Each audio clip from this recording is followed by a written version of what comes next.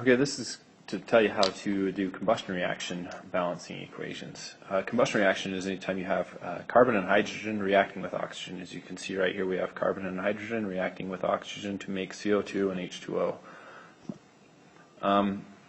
And these can sometimes be a little bit more difficult. The first one here is really not too bad. We have one carbon on this side, and we have one carbon on this side.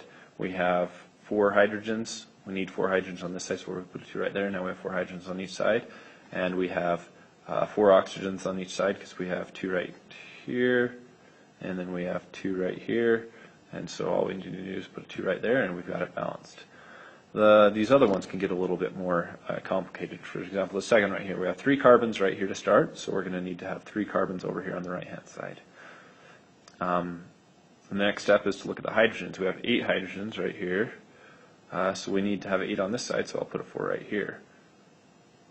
And that makes it so we have the same amount of hydrogens. Now let's go to oxygens. We have 2 oxygens on this side, but we have 3 times 2 is 6 right here.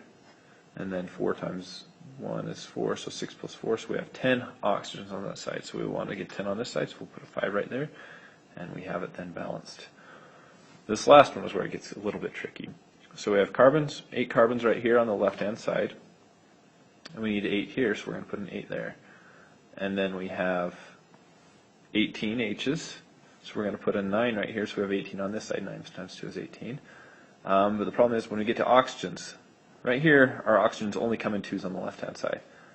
And we have an odd number of oxygens on this side.